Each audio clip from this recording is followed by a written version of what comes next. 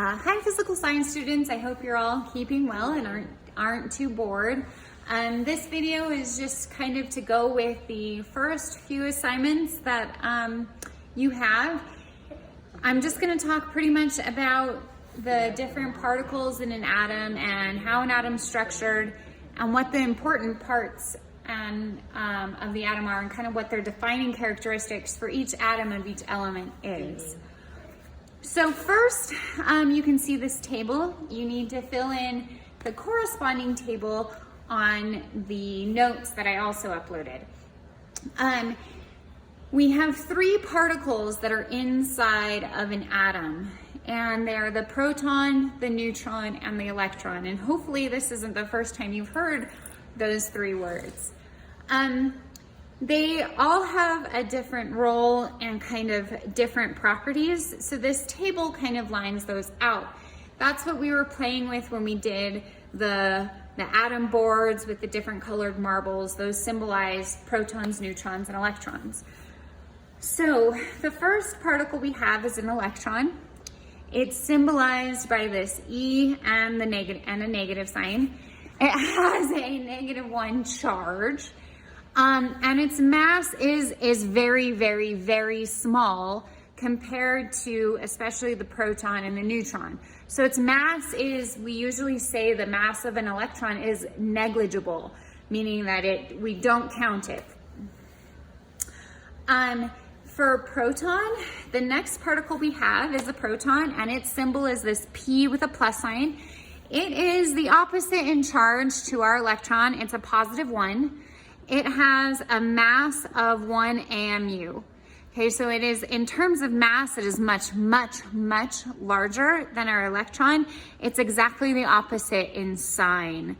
So the protons are positive charges within our atom.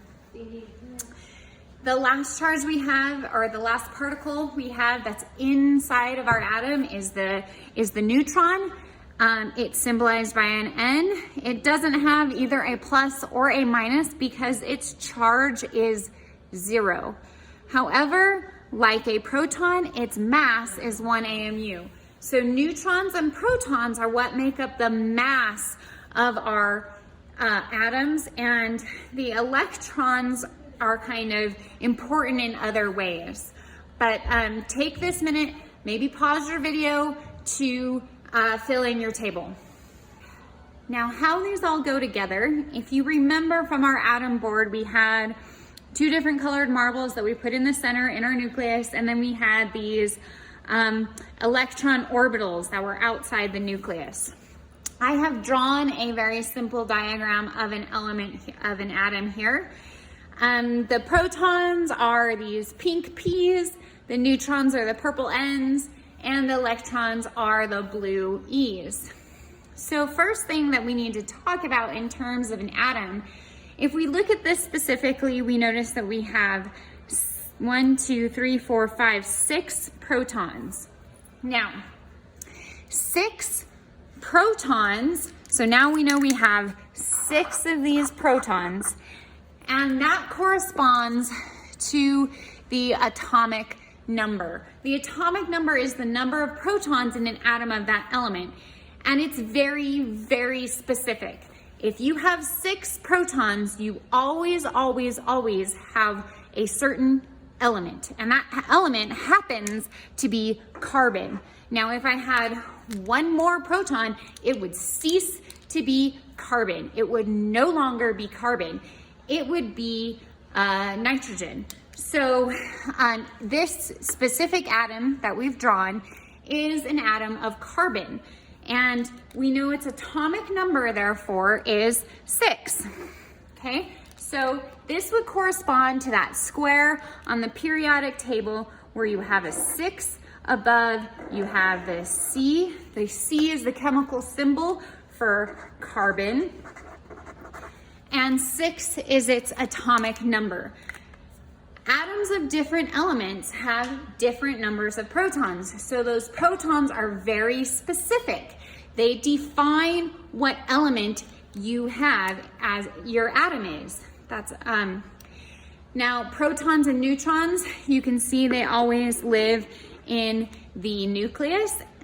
And this is where most of the mass of the atom is. So if you go back to your table, you know that most of your mass is going to be in protons and neutrons because electrons have negligible mass compared to protons and neutrons. So once again, the key point about the number of protons is that's the atomic number that defines what element you're looking at.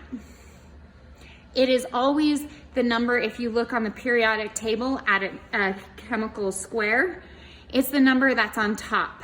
Okay, it's the biggest, most prominent number in that square. So here we are looking at our atom model that we've drawn. We determined, because we have 6 of these protons, that it must be that the atomic number of this atom must be 6. That corresponds to the element carbon. So when you're looking at the periodic table, you usually see these squares. In fact, I'll show you.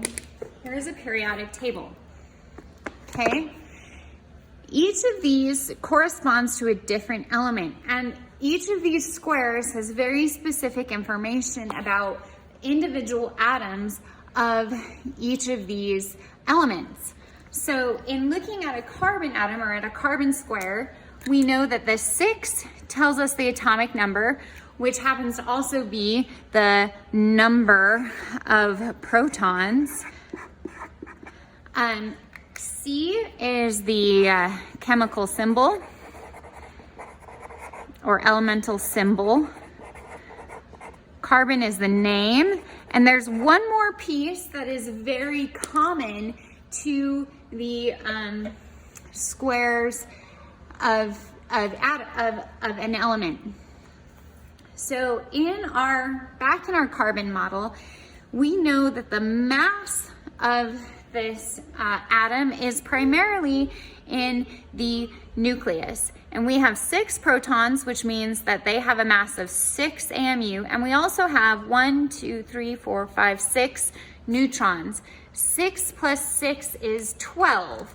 So the mass number of this atom would be 12. And it goes down here. Now,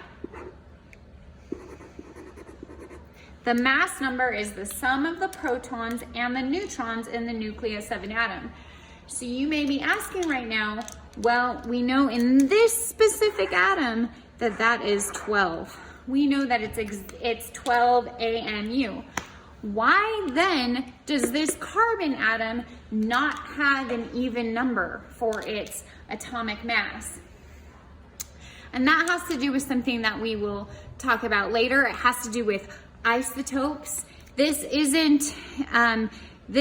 mass number is a weighted average, so it's calculated a little differently. But in general, if you want to know what the most common form of that element is, you round to the nearest whole number. So you would always round this to 12 to draw your atom, and that means that's 12 protons and neutrons. So if you have 12 and 6 of them are protons, you know that you must also have 6 neutrons.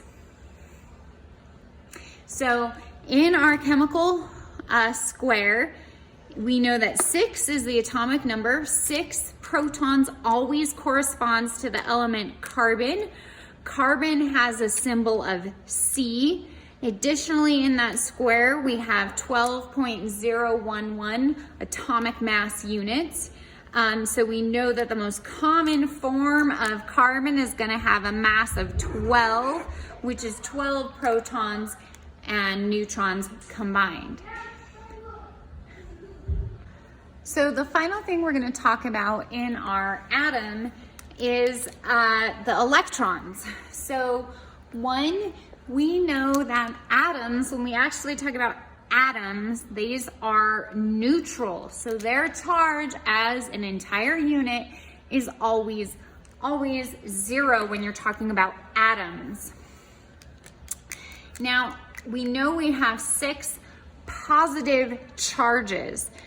In order to balance 6 positives, we have to add 6 negatives. So we know that for our neutral atom, we have to have 6 electrons. So we have 1, 2, 3, 4, 5, 6. We have 6 protons in the nucleus, and we have 6 electrons in these electron orbits.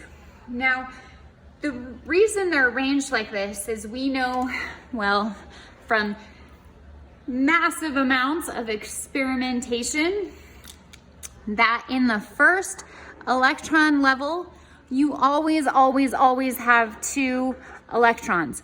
Once you put 2 electrons in the first level, you can't have any more. It's full and happy. So then the electrons bounce to the next energy level. Now, so in our first level, we can only ever have 2 electrons.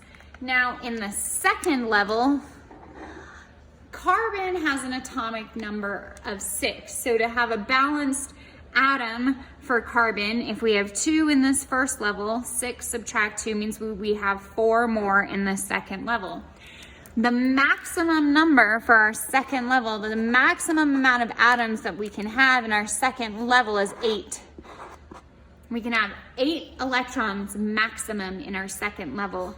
This is also true, if you remember from the atom boards, if we happen to have an element that was large enough for a third level, we would have also 8 electrons.